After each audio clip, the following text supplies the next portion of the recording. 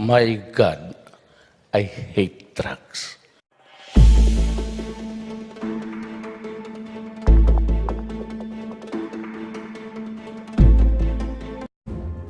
Authorities investigating the twin blasts that killed 20 people and injured nearly 100 others in Jolo town in Sulu.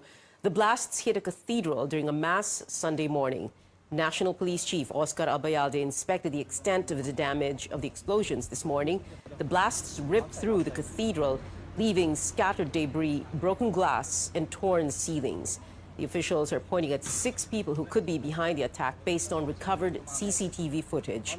National Security Advisor Hermogenes Esperon says they suspected the persons in the footage because of their suspicious movements after the bombs were set off. Esperon says they have yet to verify the identities of the persons in question, but he indicated that one of them could possibly be related to a commander whom he did not identify. While authorities are investigating an American organization, Site Intelligence Group reports the global terrorist group ISIS has claimed responsibility for what it calls dual suicide bombing in Jolo. And today, President Duterte saw for himself the damage left by the twin bombings. These are photographs of that visit that happened moments ago. Our senior correspondent, David Santos, tells us about the president's visit to Jolo. David? Yes, President Duterte just left Jolo just minutes ago. He was accompanied by his cabinet men, including presidential daughter and Davao City Mayor Sara Duterte. Earlier, they inspected, the president inspected the blast site here at the Mount Our Lady of Mount Carmel Cathedral here in the center of Jolo. After that, he was given a security briefing inside the Chodolfo Bautista camp here in Jolo, which houses the main military unit in this island province. He was given a briefing by both officials of the PNP and the AFP. Earlier, we had a chance to speak to PNP Chief Oscar Albayade. We asked him about the outcome of that security briefing, and he was telling us that the president did raise the concern about the need to put a final end to the threat groups, particularly the Abu Sayyaf group that has been sowing terror and terror here in Sulu. The PNP chief also did mention about the ongoing investigation. Particularly, they're looking into the type of explosive that was used in Sunday's blast. Initially, the report that they're getting that this could be similar to the explosive that was used in an explosion that happened in Lamitan about a couple of years ago, about a year ago. They're trying also to, with that as a lead, they're trying to establish the signature and hopefully the identities of those behind it. As we speak to you now, the perimeter, the radius from the cathedral, it is not, as we've been reporting, this municipality, at least the center of this municipality has been placed on a lockdown. Civilians are not allowed to get in. We see a lot of troops from the Philippine Army, the Scout Ranger, as well as members of the PNP as well, having cordoned many parts of the roads leading to the cathedral. So basically, at least in this part of the municipal center, this is more like a ghost town at this moment because there are no people here. This is very different from the everyday Jolo town that we used to know very at this hour. Still people buying food for dinner, and this is just near the market, and many of the establishments are also here. But now, this is they're just eerie silence as we see the troops guarding the different sections of the roads leading to this blast site here at the Mount Carmel Cathedral. Pia. David, was there any intelligence information that was available before this incident happened? Was there anything, was there any chatter, was there any available intel that could have warned authorities that something like this could happen?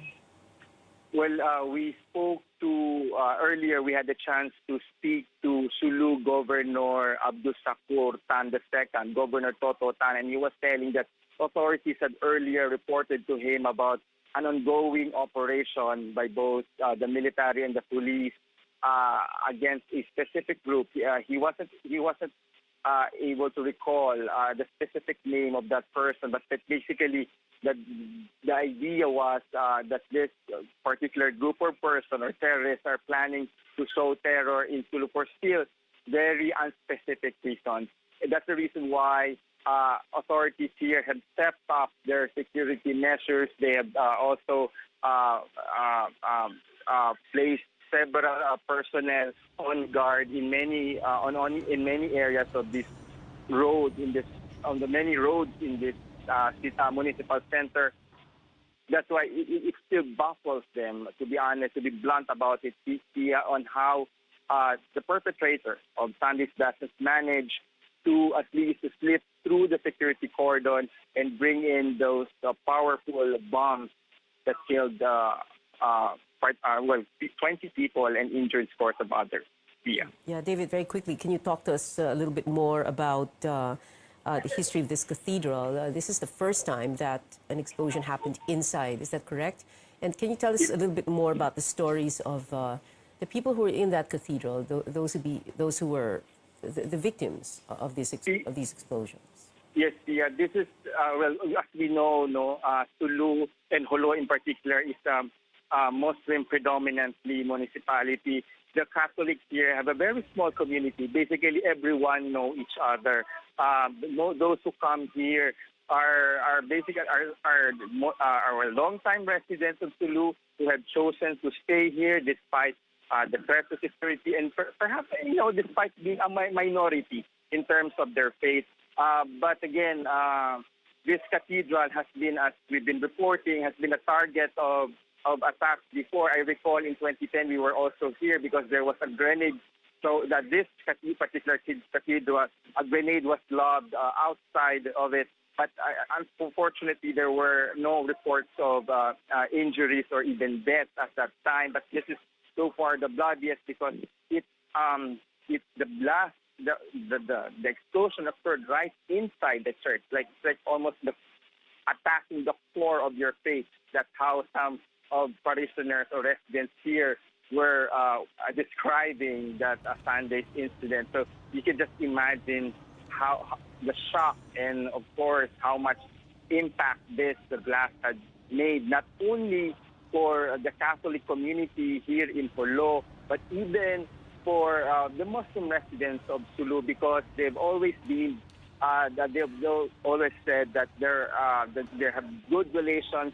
The Muslims and Christians have good relations here, and it just baffles them why that Sunday blast happened. A very brazen attack right inside the cathedral, as you were pointing out, David. First time this happened, sa loob mismo ng cathedral. At the same time, there are many stories that are coming out about these. Well, like you said, it's a very small Catholic community there. And there are very many stories coming out about those regular Sunday morning mass churchgoers who never thought that this would happen. The priest, the bishop talking about the stories of these people.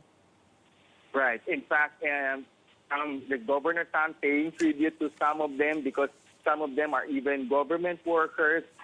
He has known many of them for quite some time, and they've known them to be very good people, very helpful to the community, despite having the differences in their religion. But they don't see that as an issue in terms of their community relations.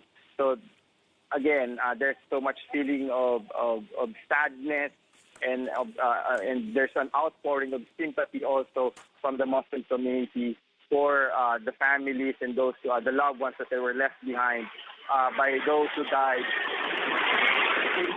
in the blast here in Jolo. All right, that was David Santos, our senior correspondent, who is in Jolo Sulu.